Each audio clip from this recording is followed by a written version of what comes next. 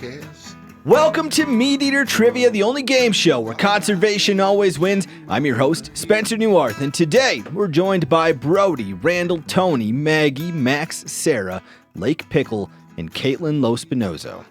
Lake, what are you doing in town? First time on trivia. Yeah, long-time listener, first-time participant. Mm-hmm. Yeah, I'm working on a new podcast that's going to go on the Bear Grease feed. So pretty excited about that. It's going to be called Backwoods University. So. Ooh, I thought we were going to do Bear Grease trivia. I thought that's what you were going to. That might be more embarrassing if I didn't know some of that. But I don't know. We'll see. We'll see how it goes. What's the show about? We're focusing in on like wildlife biology, but also like really focusing on the influence that humans can have on wildlife and their habitat. Because me and Clay, when we were working on some of the first episodes and just kind of storyboarding stuff out, I was like, man, I can't hardly mention a species of wildlife or a wildlife process or anything that is not somehow heavily influenced by humans. Could be positive, could be negative, but it's a big part of it. Okay. Give me some examples of episodes that are on the docket. Gotcha. So we've got one coming out on bison, but it's about a history on bison in the eastern United States. Oh, all right. Yeah. They need some love too. Man, yeah, I got to go to a spot in northern Tennessee. It's actually Dwayne Estes, who was on the podcast here, is a guy that worked with him. Went to a property where they were restoring prairie, and they had digitized some of the buffalo trails from the Cumberland settlements. And there's a spot on that property where there's still a like visible bison trail, like trees still cleared out, still a visible trail. It's super cool. So we're doing that, doing bobwhite quail. Kind of what happened to them. Why did we used to have a lot of them and now we seemingly don't? So those are some of the big ones coming out the gate. On the Bear Grease feed. When do these come out? Monday. Like this coming Monday? No. Okay. No, it'll be on Mondays. The first one's June 9th. All right. Pretty soon then. Yeah. What's going to be your strength and your weakness in MeatEater Trivia? My strength is going to be a lot of confidence. My weakness is going to be I'm probably not really going to know a lot of the answers. Oh, all right. I think that's backwards from Randall. Randall's strength is he knows a lot of the answers, and his weakness is sometimes he's leaking confidence. I have no faith in myself or my abilities. Kaitlin, how do you feel about your chances of MeatEater Trivia? I'm just here for the experience, Spencer. Okay. Strength and weakness. Strength is going to be anything trapping related or weird wildlife science questions, I guess. Science. Okay. Plants, I'm on top of it. All right. You and Lake have that category down. All right. This is a 10-round quiz show with questions from MeatEater's 4 verticals, which are hunting, fishing, conservation, and cooking. And there's a prize. MeatEater will donate $500 to the conservation organization of the winner's choosing. Here's our infrequently asked questions segment. If you have a trivia-related question for our crew, send it to trivia@themeateater.com with the subject line IFAQ. Amber Langley says, would love for you to feature more female trappers if you can find them. Well, Amber, we have Kaitlin with us today. Kaitlin, how's your trapping season been? Well, over now, but I had a really awesome winter. It was kind of a record year for me. Bobcats, coyotes, beaver. Give us the numbers on them. Let's see. 13 beaver, 9 coyotes, 8 bobcats, couple raccoons, couple possums. Okay, this was in Kansas? In Kansas, predominantly public land. I had a nuisance beaver job that pulled a bunch of them off at the end there. But yeah, mostly public. So I run a super small line. So yeah, numbers are not going to be like you would get with like a long liner or anything like that. But it's a lot of work.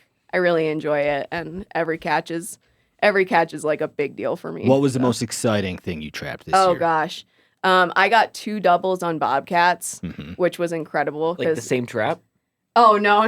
Just like, say, just like same area, really small areas. I mean, I can't run more than like a dozen traps at a time, like working full time and packing in on public land.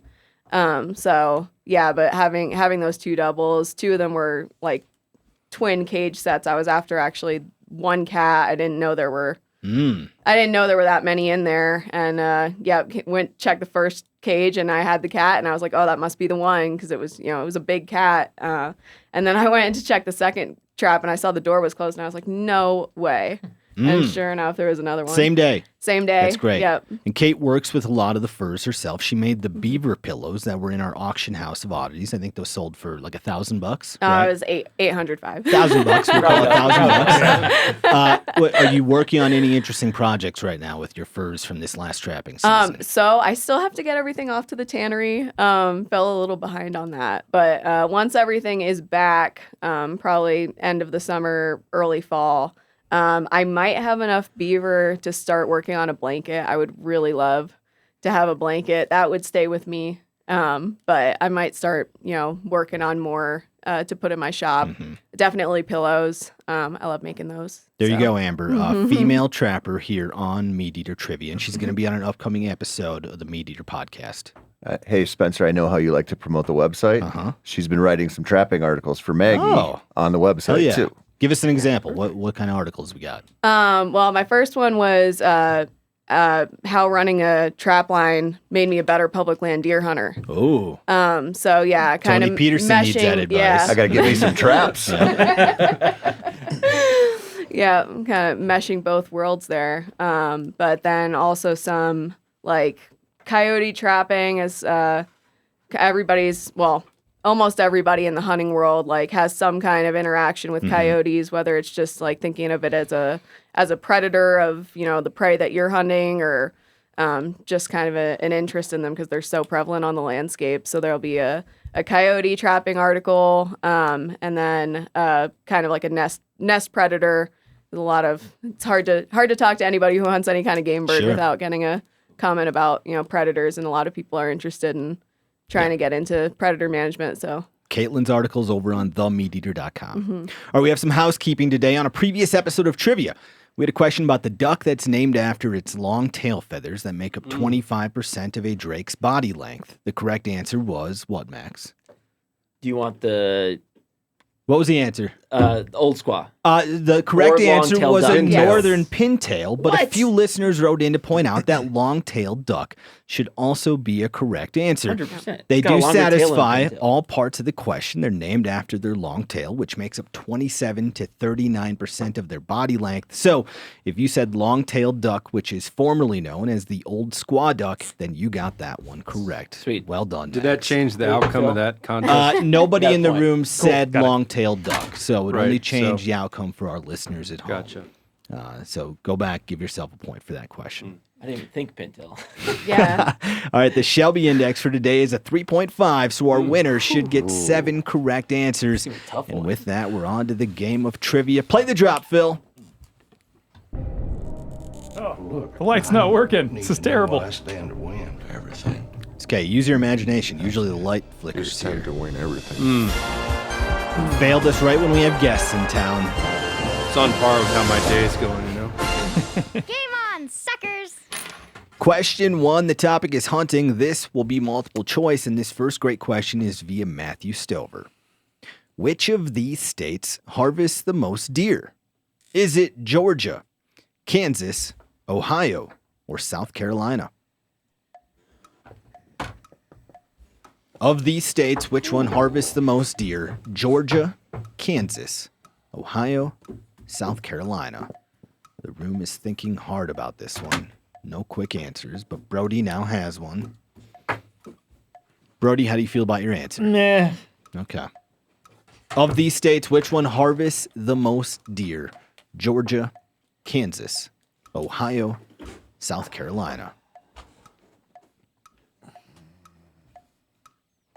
Maxwell, do you have an answer?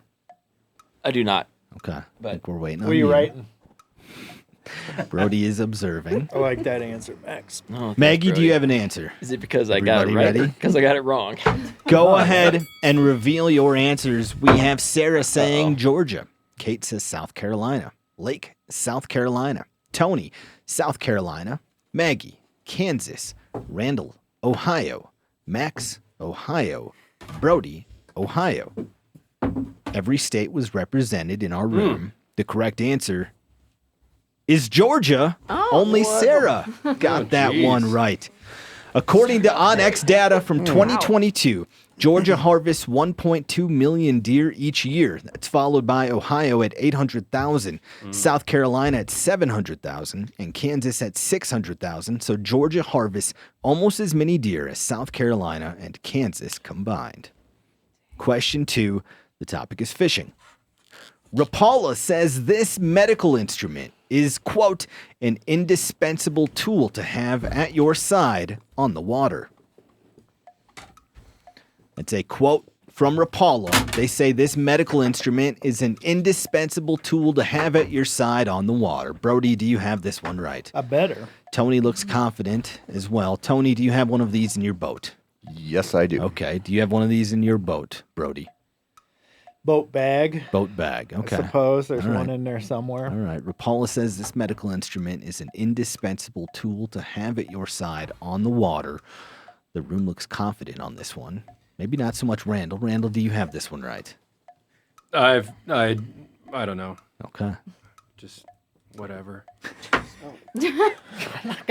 Randall ate 4 hot dogs before noon today. So got, feeling a certain way. I know. In like 5 minutes. Oh no. It's pretty impressive. to be Alex honest. Jones, when he was at court, he gave an excuse about not remembering one of his children's birthday because he said he ate a big old bowl of chili that day. Oh yeah. So his brain was in a chili fog, which Randall is Happens to the best of us. experiencing the hot dog fog. Yeah. I had two ideas for an answer on this one. Okay. I'm just not sure. You need to not sweat the spelling and just get something down, buddy. Max has wrote something down and he erased twice now. Spencer's very lenient with spelling. We are pretty lenient. Okay, Rapala then I'm just says gonna say this medical instrument is an indispensable tool to have at your side on the water. Is everybody ready? Go ahead and reveal your answers. We have Sarah saying forceps. Kate says hemostat. Lake and Tony say forceps. Maggie says hemostats. Randall and Max and Brody say forceps. They got it. The correct answer is forceps. All sorts of different spelling. Is there a probably. difference? Hemostat I was has gonna say. curved. I think they have curved blades. Oh, come on. Give him hemostat. Same Right, deal. right. I was gonna write down needle nose. Would you have accepted that's that? not No, medical no. They're the same damn thing. We'll give Right. you hemostat. I call them hemostats. Okay. Does it have a curved end on it? No. Does Rapala, does the manufacturer call it that? Well, I don't have Rapala's brand. We used to sell them at the shop, and they were labeled hemos. Yeah. Did they have a curved blade on them? Some Is that- did, some okay. didn't. All right. You can buy them either way. We'll take either answer. Forceps have hinged handles that control 2 blades or tongs. They are used in the medical field to grasp and hold objects. Anglers use them to remove hooks from fish and sometimes themselves. Question 3. The topic is wildlife. This next great question. This is our listener question of the week, which was won by Brendan Compton. For sending this great question, Brendan is going to get a board game signed by the crew. If you want a chance to win our listener question of the week, then send your question to trivia@themeateater.com. Often used to display taxidermy in museums, this 7-letter word is defined as a life-size exhibit with realistic, natural surroundings and a painted background. Oh, my God. This is question 3. The topic is wildlife. Often used to display taxidermy in museums, this 7-letter word is defined as, quote, a life-size exhibit with realistic, natural surroundings and a painted background. Randall, our only player with an answer. Sarah as well. Sarah, you have this one right. I believe so, yeah. Randall, you have this one right. I believe so. Okay. God, it's just like 7-letter word defined as a life-size exhibit with realistic natural surroundings and a painted background. Lake, you have an answer? I do. Do you like your answer? The letter count matches up, but that's the only thing I'm confident in. All right. That's where I'm at too, buddy. I've heard it called that before, but I'm like, that dude, that was not technical when he called it that. I don't know. Okay. We'll see. This is question 3. Often used to display taxidermy in museums, this 7-letter word is defined as a life-size exhibit with realistic natural surroundings and a painted background. Brody is stumped. He thinks it's his homunculus knows it, but not him. Yeah. All I can think of is the last 3 letters. Okay. If it's what I'm thinking. Tony, I'm do not you have gonna- this I'm one not gonna right? get it. What do you got? I have no idea. Okay. I have an answer. I have an answer, and I'm pretty sure it's wrong. Right. Where I'm at. I'm kind of leaning that direction. Is everybody ready? Same. Go ahead and reveal your answers. We have Sarah saying diorama. Nope, Kate didn't get says diorama. Lake says habitat. Tony says diorama. Maggie, display. Randall, Going for the diorama. trick answer. Max says aquarium. Brody without an answer. The correct answer is diorama. That's good. Nice job, Sarah. Well done, room. The first diorama depicting a natural habitat was made by painter and taxidermist Carl Akeley in 1889. It was featured in New York's American Museum of Natural History, blending artistic skill with scientific accuracy. His goal was to captivate audiences and raise awareness about the importance of habitat conservation. Question 4. The topic is conservation. A blank cascade is the indirect species interaction that originates with predators and spreads downward through food webs. That was fast. I told you. Brody and Randall already have their answer. A blank cascade is the indirect species interaction that originates with predators and spreads downward through food webs. Spencer, I'd be remiss if I didn't mention that 2 weeks ago I was at the Wonders of Wildlife Museum in Springfield, Missouri. Okay. Incredible dioramas. Do they? Incredible dioramas. I bet they do them well. Was it all game animals? What did they have? Give me some examples. I mean, all types. Like, there's one room that just has every sheep and goat species from around the world on this big mountain background up on the rocks. And it progresses through, like, morning light, daylight, sunset, dark. Really just a breathtaking museum. Denver's museum, their Museum of Natural History, I think that's what it is called. They have some great dioramas as well. They have some Easter eggs in theirs. They painted in their background some trolls that you're supposed to look for. I think each one of them has a troll somewhere painted there. So if you're at their Denver Museum of Natural History, keep your eyes peeled for those. A blank cascade is the indirect species interaction that originates with predators and spreads downward through food webs. This is question 4. Is everybody ready? Max? Why are you looking at me? Go ahead and reveal your answers. We have Sarah saying subsistence. Kate says trophic. Lake says trophic. Tony says trophic. Maggie and Randall say trophic. Max says common. Brody says trophic. The correct answer is trophic. Trophic cascades can occur when you add or remove a top predator from the food chain. Some examples include sea otters and kelp forests, vultures and rabies, and most famously, wolves and beavers in Yellowstone National Park. Wasn't that one debunked, though? I think, I think there's some disagreement, and I think the modern take is that it's not necessarily that cute and simple that wolves show up and then willows grow and then beavers return. We're on to question 5. The topic is hunting. This next great question is via Heather Booth. I need to pick it up. According to Quail Forever, this species of quail has the largest distribution in North America. This feels like a trick. I know. It could be. According to Quail Forever, this species of quail has the largest distribution in North America. Tony has declared it to be a trick. Brody seems tricky. Has yet to write down an answer. Kaitlin, I have never seen somebody write down an answer as quickly as you did for that last question. I know. I thought that whiteboard was going to fly out of your hand. You brought it to your face so fast. Oh, I think it is a trick. Wow. According to Quail Forever, this species of quail has the largest distribution in North America. And this Brody, is it feels question like a trick, 5. doesn't it? We will get a scoreboard update from Phil the engineer after this. I don't want to talk about it too much, though. Okay. because- Right. 2 players are now worried it's a trick. Randall, do you have an We're down answer? in disgust. It's the only I have an quiz answer, species but I don't know. think it's a good one. Okay. I Also- only have so many quail in my brain. Also, Yeah. is this like as of now, Yeah, or is this current? historically, or This is according to Quail Forever. I think that's That's a probably- leading it's probably question, current. it is, It is but a it's leading in question. like could be According very to appropriate. Quail Forever, this species of quail has the largest distribution in North America. Is everybody ready? Turns out I don't know many Locked quail in. species. Go ahead and reveal your answers. We have Sarah and Kate and Lake and Tony and Maggie and Randall saying Bob White. Max says California. Brody says Mearns. The correct answer is Bob White quail. The room did very well.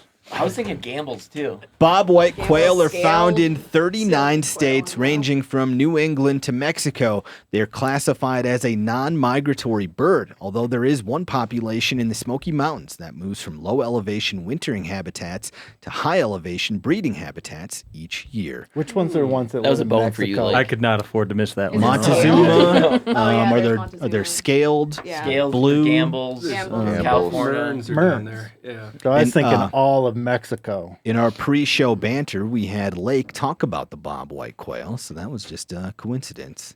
Would have been real bad if I'd have missed that one. I hope it was just a Real coincidence. Lose all credibility. Phil, we're halfway through the game of trivia. Give us a scoreboard update.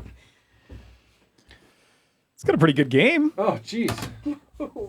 Max, despite your declaration that Spencer invites you every week for comic relief, that's just not true. But you do have 1 point and are in last place. Brody is coming up next with Not 2 only points. are you bad, but you're not funny either.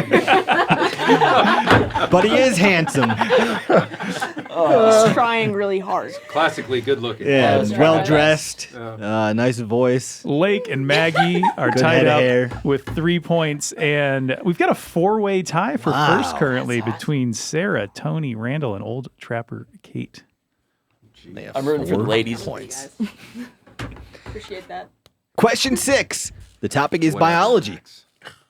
Hatch is a synonym for this word, which is defined as, quote, a group of young birds that were all born at the same time. Okay. Brody, Lake, Tony, all quick to answer this one. This is question 6. The topic is biology. Hatch is a synonym for this word, which is defined as a group of young birds that were all born at the same time. Randall has now joined them with an answer. Randall, do you have this one right? Geez, I hope so, given Okay. how tight this game is, Spencer. It is tight. 4 players with 4 points. Hatch is a synonym for this word, which is defined as a group of young birds that were all born at the same time. Handsome Maximus is struggling, though. Maximus. He looks good doing it. I should have wore a collared shirt today.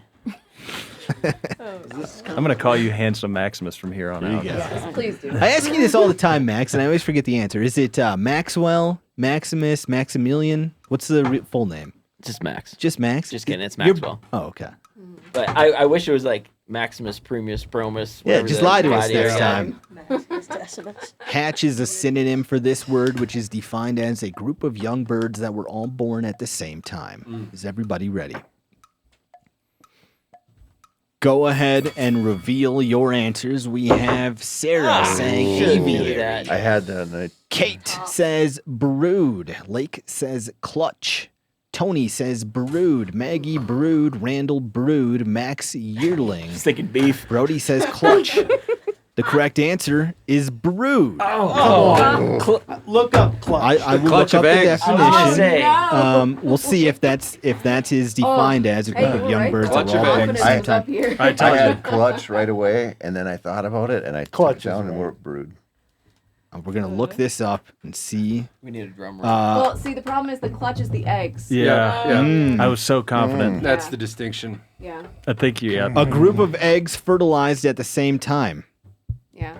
Nope. That's a clutch. That's the clutch. That's what it says a Oh, clutch yeah. is. Yeah, I No. know. Once they hatch, it's a We're brood. gonna a go brood. You look should again actually get here. negative points for that. That's why I have a brood of chickens in my garage right now, not a clutch of chickens. Nice. How many chickens Yeah, you got? they're probably 12. not a clutch anymore once they're born. And again, this was a group Terrible. of young birds Stink. that were all born at the same time. I Should've don't had think that. we're going to give it to you I if should've. you said clutch. Oh. Animals that produce broods include birds, insects, reptiles, and amphibians. There are brood parasites, which are animals that trick other animals into raising their young. Some species that use this strategy include cowbirds, black-headed ducks, Moco Kid catfish, and cuckoo bumblebees? What's a black-headed duck? Don't know. I think it's a South American thing. It's a duck Probably with a has black head. Oh, okay. Question 7. The topic is gear. This next great question is via Frank Boda. This elk call shares its name with a Two Live Crew song. This elk call shares its name with a Two Live Crew song. I have no idea. Right. Yeah, I don't even know who Two Live Crew is. Taking a guess. Is it hip hop act? Yeah, what genre of music are we talking? Two They're Live associated Crew. with the That's your only hint. Country and the old Western. Miami Hurricanes teams, right? Didn't they run around with the bad Going with boy? what I know on this one. This elk call shares its name with a Two Live Crew song. I'm weirdly confident of this. Okay. Tony See if knows pans it. out. Brody, you know this one? I only know one elk call that could it could possibly. Okay. be. Right. That's How much right. Two Live Crew? What's your Rolodex on their music? I mean, I'm aware that they existed back in the day. All right. I couldn't tell you the name. I think of they it. were one of the groups that like Congress held hearings It was- I about was gonna how say, profane their lyrics it was, were. Oh boy. whose wife? Senior's wife, George Senior's wife. Was she the one that? Barbara? Mm-hmm. Was she the one that was? Possibly. I think it was her. Yeah, that'd be right. It's because it's like the. Aren't these guys? Weren't they running around with like Michael Irvin and the U? I don't know that. You're probably right. You're encouraging my answer with your comments. Yeah, they were the main fixture in the Miami hip hop scene, it says. Is everybody ready? Go ahead and reveal your answers. We have that's Sarah definitely- and Kate saying bugle. Oh, Tony, Lake that's good. and Tony say hoochie mama. Maggie says bugle. Randall says hoochie mama. Max says cow yelp. And Brody says hoochie mama. The correct answer is hoochie mama. Cow. The Primo's Hoochie Mama has been on the market for over 20 years. It's so popular that I found a hunting forum post from 2005 that declared elk are getting used to its sound. Now, normally when I reference a song on the show, we play it, but Clay Newcomb would quit if I put that out over our airwaves. So you'll have to go listen to the 1995 hit Hoochie Mama on your own time. On the live tour, I witnessed Randall play some Chief Keef for Clay on the tour bus. I've never seen a look in a man's eyes, and then Clay turns to Randall and goes, "Well, you actually listen to this like you enjoy it, like I remember. for pleasure." Whenever I hear that song, I remember. What was I hear the song? Love Sosa. Okay. I remember just Clay looking at me and thinking, "So you listen to this?" Shocked. Chief Keef, he was busted for pot in the Sioux Falls, South Dakota airport. Like pretty recently. What was he doing in the Sioux Falls, South Dakota airport? I assume Pot, sounds performing. We're on to question 8. The topic is cooking. This 7-letter word is defined as, quote, a piece of fruit, vegetable, or meat that is coated in batter and deep fried. This is question 8. We'll get another scoreboard update from Phil after this. This 7-letter word is defined as a piece of fruit, vegetable, or meat that is coated in batter and deep fried. Sarah, you have this one right. Very quick to answer. I'm pretty confident, yeah. Randall, you have this one right. 7 letters, and they do describe what this question asks for. So. A piece of fruit, vegetable, or meat that is coated in batter and deep fried. What do you got, Max? I don't know. I ain't got a clue. Is this question 8, What? you said? This is question 8. From Mississippi, bro. We're gonna get Do we have scoreboard a, update. We don't call it stuff. We just fry it. I know, but you've been eating this shit since you were a baby, I bet. Yeah, I'm really curious who's doing this to fruit. That is a good question. 7-letter kind of fruit word are we talking? defined as a piece of fruit, vegetable, or meat. my I think brain you is can not deep working fry today. just about anything, Coated in Well, right? you batter and can, deep but fried. should you? Yeah. You want help? I'll give you Who's help. out there deep frying the No, I know what. watermelon? Spencer, can you look at my answer quick? Pieces. Deep fried watermelon. Oh, the whole thing. Not even. I think I'm close. 7-letter word As long as I spelt it that right. is defined as a piece of fruit, vegetable, or meat that is coated in batter and Deep fried deep fried. raspberries. This is not right. Whatever I've written down is not right. Our southern Every representative, Banana. Lake, Yeah, it's is struggling on this. That is a one. thing. I at, don't like, know. fairs I don't and know. stuff. He's too close to the subject matter. That's the problem. You're don't gonna know say if what I the like- answer is, and I'm gonna be like, "Ugh, I don't know if I like my answer anymore. I don't like it at all. I don't like I don't mine. either. 7-letter word, at some a piece point. of fruit, vegetable, or meat that is coated in batter and deep fried. Is everybody ready? Oh, this is bad. Go ahead and reveal your answer. We have Sarah saying tempura. Oh. Kate says breaded. Nuggets. Says nuggets. Tony says breaded. Maggie says tempura. Randall, same answer. Max says man. chislic. And Brody without an answer. Nobody got it. The correct answer is fritter. A fritter. Yeah. I've got a very Okay, specific fritter definition. is typically like multiple pieces bound together. Pieces Yeah, It's of not fruit, like vegetable. one chunk. I'm guessing I'm gonna that Spencer has a source for this. I'm gonna contest that. nobody got it. This was a very specific Nobody got it though, definition. so it doesn't matter. No one got it. Fritters can feature almost anything I'm from with you, though. apples to clams to corn to ham for a fishy preparation. Check out our recipes on the MeatEater.com called fish fritters or smoked trout fritters. Yeah, See, and I think it's little tempura fits. pieces of fish rolled into balls. It's not a piece of fish. I'm on Maggie's That side. would be a Can fried you look fish up a nugget. definition of tempura for Nobody us really got quick, it. Spencer? We're not going to give it to getting Cal anybody. I vibes will here. look up a definition. I'm while just saying, I Phil- think your definition Phil- of fritter is incorrect. Phil is going to give us a scoreboard update. Get him. Don't worry, I got it. I just don't agree Here with we it. are. We have some people have pulled ahead. But one of those people is not Max. He has 1 point still. Brody has 3 points. Sarah, got Maggie, one and wrong. Blake all have 2, I guess. 4 points apiece. Caitlin has 5, and tied up in first place are Tony Peterson and Randall Williams with 6 points. The tempura definition is a Japanese dish of fish, shellfish, or vegetables fried in batter. They do not include fruit in there. That was a good guess, though. No one got it right. Yeah, We're on to I was also wondering if question tempura is technically 9. deep fried. Sure. It is. Yeah, it definitely is. Okay, I don't know. Jeez. But also, Question- deep frying Jesus wasn't Christ. specified. Tony, you gotta let Question. I never worked at a What? hibachi grill. In the definition, it was deep Why? fried. Question 9, the topic is woodsmanship. Name 2 of the 3 months with the most tornadoes in the United States, according to the Weather Channel.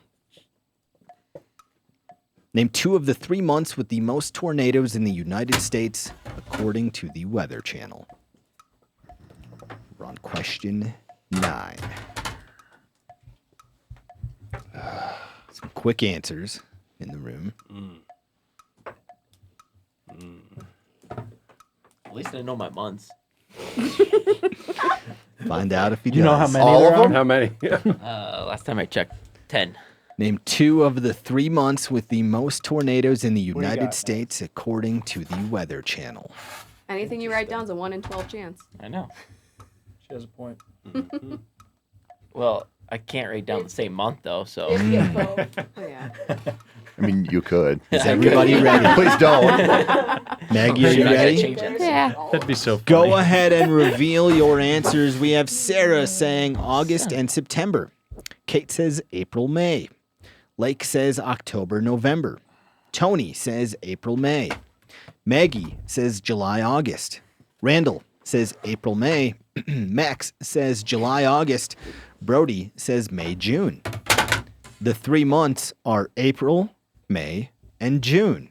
So the room did fairly well.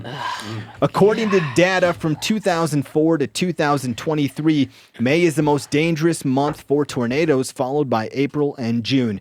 52% of the country's tornadoes occur in this stretch. The least dangerous months are December, January, and February. Phil, let's get another scoreboard update before question 10. It's still tied up. Tony and Randall have 7 points apiece. Got it. And the only other player still left in the game is Caitlin with 6. Question. Come on, Caitlin. If Tony and I both get Carrying this the right, ladies. we'll go to overtime. If we get this wrong, we'll both go to overtime. Good. Yes. Point. Good job, Randall. Thank you. Wow. Question 10. I just wanted to build the suspense for listeners at home. The topic is public lands. Uh-oh. The 1967 Patterson Gimlin film that depicts a Bigfoot was shot on the Six Rivers National Forest in this state. The 1967 Patterson Gimlin film that depicts a Bigfoot was shot on the Six Rivers National Forest in this state. Randall and Tony are tied. Kaitlin is 1 point behind. This is a Hail Mary. 1967 Patterson Gimlin film that depicts a Bigfoot was shot on the Six Rivers National Forest in this state. So this is, never mind. This lands. How do you feel about your answer, Randall? I feel pretty good. Okay. Not entirely confident. All right. How about you, Tony? I feel regionally confident. Okay. And state-specific not confident. Okay.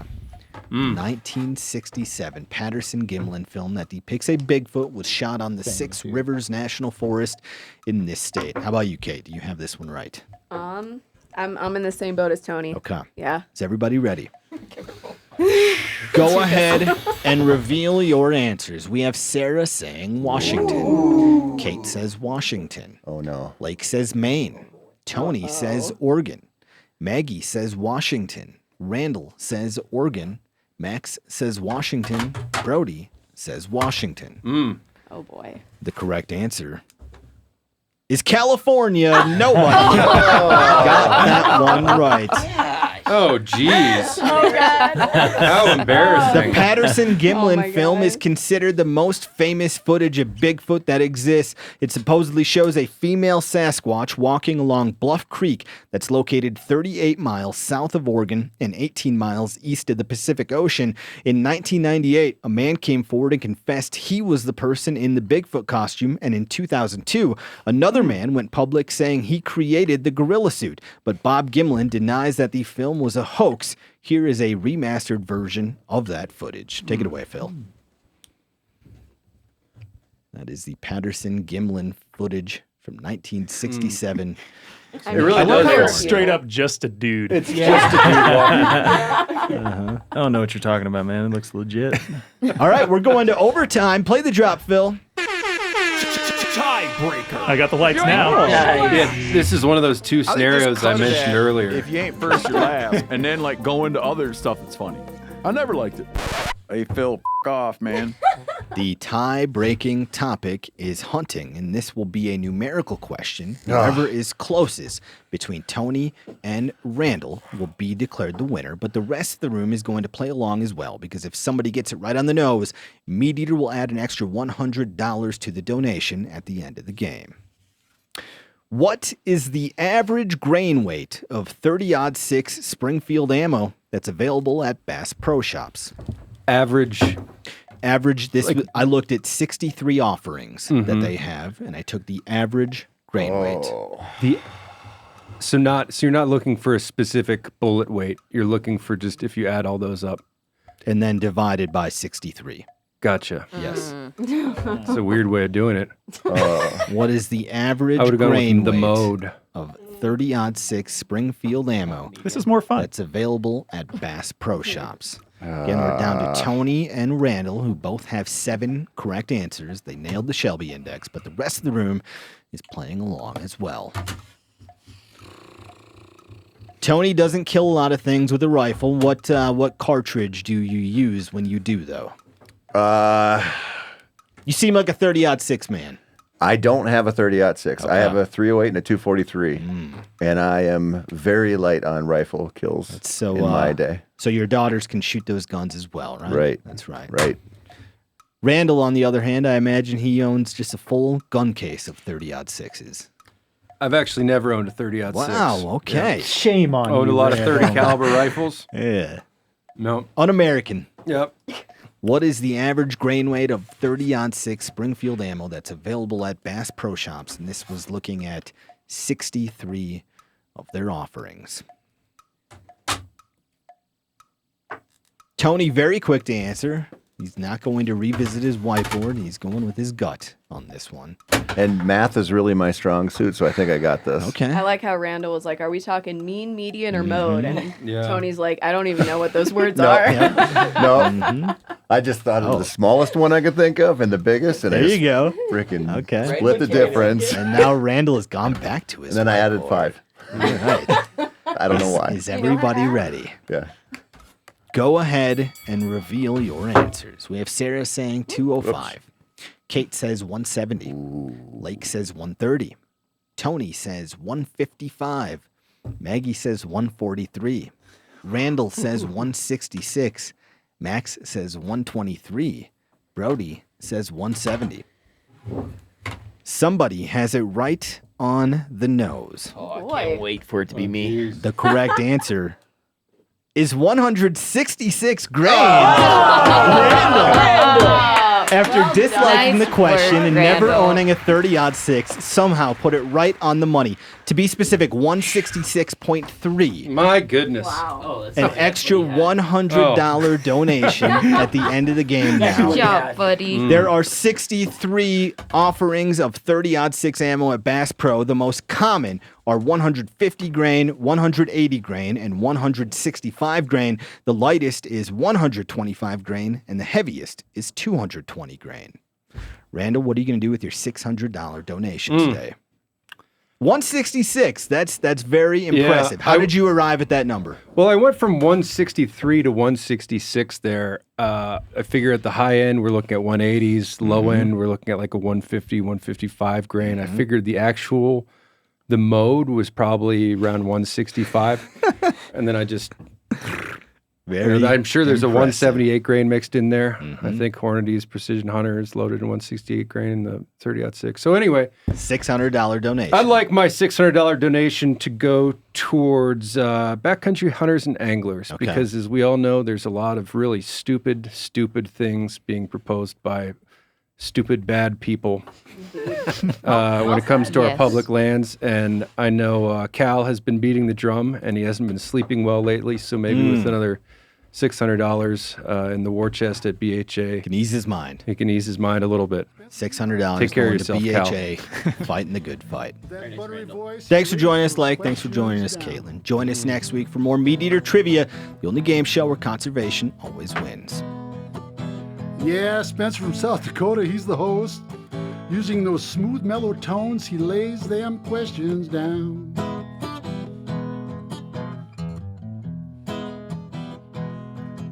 And he likes taking those 2- and 3-year-old bucks. And he's an avid amateur rock hound.